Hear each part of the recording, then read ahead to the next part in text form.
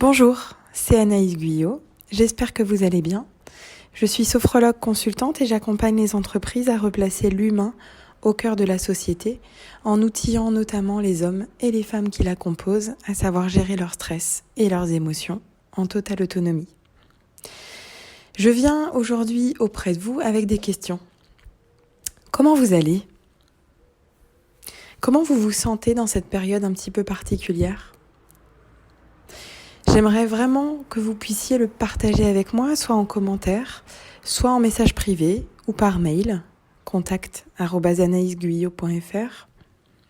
J'aimerais savoir ce qui vous manque le plus, ce qui est le plus difficile pour vous et de quoi vous avez besoin.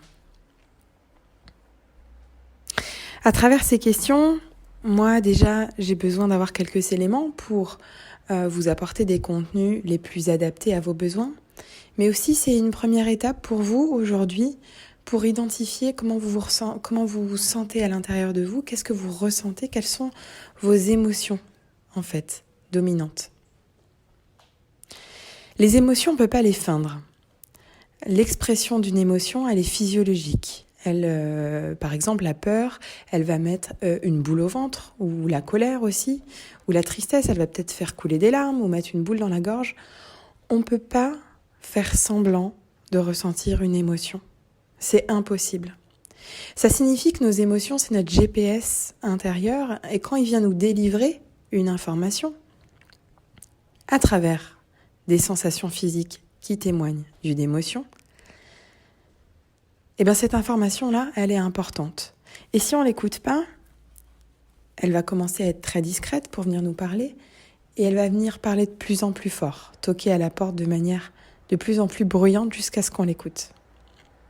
Donc on ne peut pas feindre des émotions, mais par contre là où on excelle dans notre société occidentale, c'est pour faire semblant de ne pas être en colère, semblant de ne pas avoir peur, ou semblant de ne pas être triste. Et alors là, le domaine où on est excellent pour ça, c'est notamment dans le domaine professionnel, en entreprise.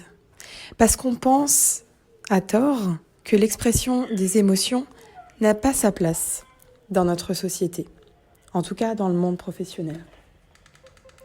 Donc moi, je vous invite à partager avec moi, soit en commentaire, soit en message privé, pour être plus confidentiel si vous le souhaitez, à partager avec moi comment vous allez en ce moment. Et ce sera la première étape pour vous aujourd'hui, pour identifier vos émotions. Et la deuxième étape, moi je vous invite à les accepter.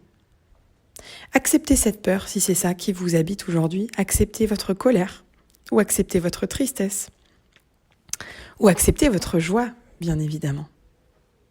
Si c'est de la colère, moi je vous invite peut-être à faire une séance de sport en intérieur ou aller faire un tour si c'est possible pour vous. En tout cas, mettre le corps en mouvement pour que cette énergie puisse être libérée, délivrée.